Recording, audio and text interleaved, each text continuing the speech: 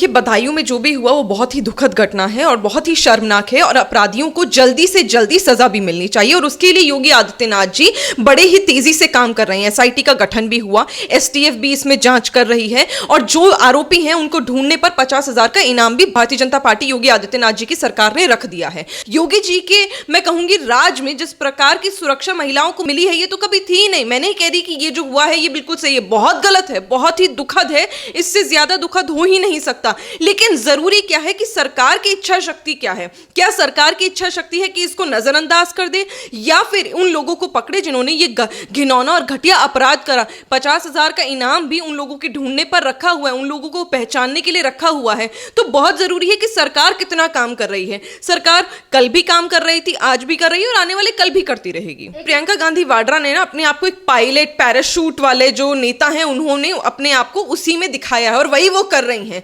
मैंने देखा है कि जब जब उत्तर प्रदेश में ऐसी दुखद घटना होती है तब उनको झंडा लहराना बड़ा आ जाता है कि उत्तर प्रदेश में जिस प्रकार की सिक्योरिटी अब हुई है ना, ये आपके भाई बंधु अखिलेश जी, मायावती जी और आप खुद कांग्रेस पार्टी कभी नहीं कर पाई। हिंदुस्तान में जो जो एक्ट्स आने चाहिए थे बहुत पहले जब कांग्रेस की सरकार थी, पर क्या करे, कांग्रेस तो व्यस्त थी ना पैसा कमाने में, पैसा लूटने में, जनता को बेवकूफ बनाने में।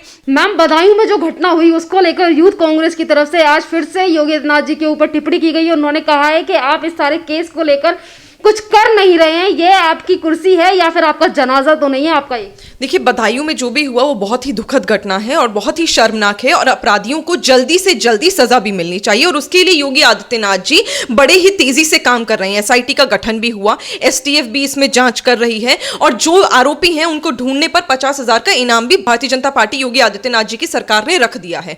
बड़े ही दुख की बात है जब यूथ कांग्रेस अपने आप को कहता है तो अपने आप जनता को क्या प्रेरणा देना चाहते हैं। आप इस प्रकार के शब्द का उपयोग करते हैं हिंदुस्तान के सबसे बड़े राज्य के मुख्यमंत्री का, वो मुख्यमंत्री जिसने हिंदुस्तान की जनता को निरंतर ये दिखाया कि वो उत्तर प्रदेश में निरंतर सेफ्टी के लिए काम कर रहा है, महिलाओं के लिए सशक्तिकरण के लिए काम कर रहा है। बाकायदा हमने देखा है, ये कोई आज की बात नहीं। ये सरकार अभी जुम्मा 8 दिन नहीं हुए हैं, ये सरकार बने हुए 3 साल हो गए और जनता ने देखा है कि उत्तर प्रदेश में जो महिलाओं की स्थिति थी, जो सेफ्टी इश्यूज थे वो चेंज हुए हैं, वो बेहतर स्थिति में हुए। आज हम खुद उत्तर प्रदेश में खड़े हुए, अगर हम नीचे उतरते थे पहले तो हमें डर लगता था, हमें घबराहट होती थी। आज नुक्कड़ पर पुलिस है। जो भी हुआ बदायूं में वो बहुत गलत हुआ, बहुत दुखद हुआ, मैं दोबारा दोहरा रही हूं, लेकिन आरोपियों को सजा दिलाना सरकार का काम है और सरकार जरूर दिलाएगी और ये काम हमेशा सरकार ने करा है। मैं पूछना चाहती हूं कि ये जितने भी ऑपोजिशन के लीडर्स हैं ये सो कर जागते हैं क्या? इन्हें गुड मॉर्निंग बोलने की जरूरत है कि ये क्यों भूल जाते जब बाकी राज्यों में रेप होते हैं और ये क्यों याद नहीं रखते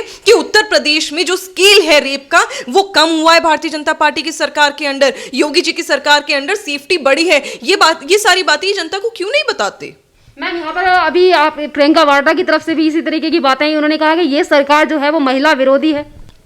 देखिए, प्रियंका गांधी वाड्रा ने ना अपने आप को स्थापित कर दिया कि वो एक पैराशूट नेता हैं। उन्हें भी गुड मॉर्निंग बोलने की जरूरत है क्योंकि मैं समझ नहीं पाती ये कौन सी ऐसी नेता होती है, ऐसी नेत्री होती है प्रियंका गांधी वाड्रा जैसी, जो सिर्फ कुछ चुनिंदा महिलाओं के लिए आवाज उठाना चाहती हैं, सिर्फ चुनिंदा कुछ शहरों की महिलाओं के बारे में आवाज उठाना चाहती हैं। उत्तर प्रदेश में जब जब कोई ऐसी दुखद घटना हुई तब प्रियंका गांधी वाड्रा ने आकर परचम लहराने की कोशिश करी है। दरअसल आप तो शो ऑफ करते हैं ना, क्योंकि जब राजस्थान में एक हफ्ते के भीतर माइनर बच्चियों का रेप हो जाता है, एक हफ्ते के भीतर 12 से अधिक बच्चियों का रेप हो जाता है और उनकी दुखद मौत हो जाती है, तब आपको याद नहीं आता। आप अपने मुख्यमंत्री जो घटिया और गलीज बयान देते हैं उत्तर प्रदेश के रेप को राजस्थान के रेप से कंपेयर करने लगते हैं और ये बोल देते हैं कि नहीं रेप अलग है, वो तो बेटियां अपने आप गए थी, वो तो 2 लड़कियां अपने आप अपने बॉयफ्रेंड के साथ गई थी। आपको शर्म नहीं आती इस तरह के बयान देते हुए? जब आप बेटियों पर लांछन करते हैं तो फिर वो लोग कौन बुरे थे? इसलिए तो हम कहते हैं कि पर्दे के पीछे गठबंधन है।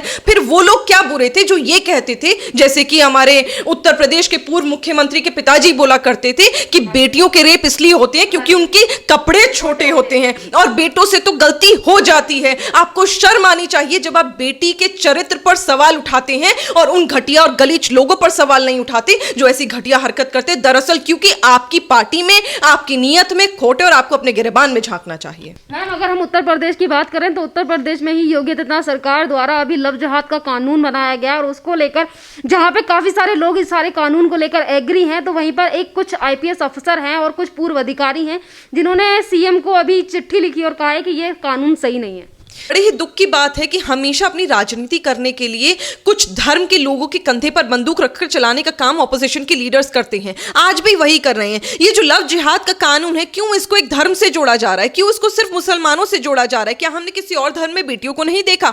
जब भी बेटियों के ऊपर अत्याचार होगा तो भारतीय जनता पार्टी की सरकार आवाज उठाएगी, और उठाना भी जायज है। क्यों ये लोग नहीं बोले जब निकिता तोमर की हत्या कर दी गई, सर पर बंदूक से गोली मारकर उसकी हत्या कर दी गई, और उनमें से कोई कुछ नहीं बोला? क्यों ये लोग नहीं बोलते जब बच्चियों को जबरदस्ती अपहरण करके उनका धर्म परिवर्तन कराकर उन्हें आईएसआईएस में शामिल कर दिया जाता है, उन्हें आतंकवादियों के रास्ते पर चला दिया जाता है? आप लोगों को शर्म नहीं आती? और ये जो कानून है ये सिर्फ मुसलमानों के लिए तो है नहीं, ये तो हिंदुओं के लिए भी उतना है। सिख, ईसाई, बौद्ध, जैन, मुसलमान सबके लिए उतना ही है ना। कोई भी जबरदस्ती अगर धर्म परिवर्तन कराएगा तो उसके खिलाफ कार्रवाई होनी चाहिए। आपको मिर्ची क्यों लग रही है? ऐसा तो नहीं कि आपके पीछे कोई काल्पनिक कथा बनाना चाहते हैं कि आप ये चाहते हैं कि बेटियों का धर्म परिवर्तन होता रहे और उस तरफ आते रहे जिस तरफ आप उन्हें ले जाना चाहते हैं। योगी आदित्यनाथ हो या फिर उनकी सरकार हो, इनकी तरफ से कोई भी जब कानून बनाया जाता है तो हमेशा जिस कानून को हमेशा लाने की बात कांग्रेस करती है, और वही कानून अगर उत्तर प्रदेश की सरकार ला देती है तो उससे हमेशा प्रॉब्लम क्यों क्रिएट हो जाती है इन्हें? देखिए, जैसे कि मैंने पहले बोला, जब आपको चर्चा में बने रहने का शौक होता है क्योंकि आपको पता होता है कि आपकी राजनीति खत्म हो गई है, आप जनता की सेवा करने के लिए अब आ ही नहीं पाएंगे क्योंकि आपने पहले जब जनता ने मौका दिया तब आपने करी नहीं। आज आपको पता है, जनता को पता है कि आप जनता को लूटने का विचार रखते हैं, तो अब आप कोई भी काम अगर भारतीय जनता पार्टी की सरकार चाहे उत्तर प्रदेश में हो चाहे केंद्र में हो, जैसे कि कृषि बिल, कोई भी काम करेगी जो आप लोगों ने भी चर्चा का विषय रखा था, जिस पर आप लोगों ने भी आत्ममंथन और मंथन करा था, बातें करी थी, आप लोगों ने तो कानून तक लेके आना चाहते थे, पर आप लोग फेल हो गए। आज आप उस पर सवाल जवाब इसलिए कर रहे हो ना क्योंकि आपकी राजनीति कमजोर हो गई है, क्योंकि आप जनता के लिए काम नहीं कर पा रहे। आप लोगों को चर्चा में बने रहने का इतना शौक है ना कि आज आप किसान के बिल पर भी आवाज उठा रहे हो, किसान को, जो कमजोर किसान है उनके कंधे पर बंदूक रखकर चला रहे हो, और महिलाओं का भी शोषण होते हुए आप देखना चाहते हो। आप तो चाहते हो महिलाओं का शोषण हो ताकि आप सरकार से सवाल उठा पाओ। लेकिन सबको पता है कि उत्तर प्रदेश में जिस प्रकार की सिक्योरिटी अब हुई है ना, ये आपके भाई बंधु अखिलेश जी, मायावती जी और आप खुद कांग्रेस पार्टी कभी नहीं कर पाई। हिंदुस्तान में जो जो एक्ट्स आने चाहिए थे बहुत पहले जब कांग्रेस की सरकार थी, पर क्या करे, कांग्रेस तो व्यस्त थी ना पैसा कमाने में, पैसा लूटने में, जनता को बेवकूफ बनाने में। आज जब हिंदुस्तान में भारतीय जनता पार्टी की सरकार कर रही है तो आपको मिर्ची इसीलिए लग रही है क्योंकि बार बार आपको यह कानून याद दिलाता है कि आप कितने विफल रहे हैं जनता की सेवा करने के लिए। तमाम लोग सोशल मीडिया पे इस तरीके की बातें करते हैं और ऐसी तरह की चीजें भी फैलाते हुए नजर आते हैं, और इनमें से कुछ राजनीतिक दल से भी होते हैं जो ये कहते हैं कि योगी आदित्यनाथ सरकार जो है वो हिंदुओं से नफरत करती है। तमाम तरीके की बातें हैं जो सोशल मीडिया पे आजकल देखी जाती हैं। इनसे पूछना चाहिए कि आप कहना क्या चाहते हैं। एक तरफ रहिए ना, दो नाव में पांव रखकर चलने का क्या मतलब है? कभी आप कहते हैं योगी जी मुसलमानों से नफरत करते हैं, कभी आप कहते हैं योगी जी SC ST यानी दलित भाई बंधुओं से नफरत करते हैं, कभी आप लोग कहते हैं कि हिंदुओं से नफरत करते हैं। आप एक थाली में, एक नाव में पांव क्यों नहीं रखते हैं? आप लोगों को क्यों लगता है कि योगी जी सबसे नफरत करते हैं? और अगर नफरत करते हैं तो ये जो मोहब्बत 2019 के लोकसभा चुनाव में भारतीय जनता पार्टी की सरकार के लिए, चाहे मुसलमान लोग हों, चाहे दलित भाई बंधु हों, चाहे हिंदू हों, इन्हीं के समर्थन से सरकार बनती है। इनके समर्थन के बिना सरकार नहीं बनती। और 2022 में दोबारा इंशाल्लाह योगी जी मुख्यमंत्री बनेंगे उत्तर प्रदेश के,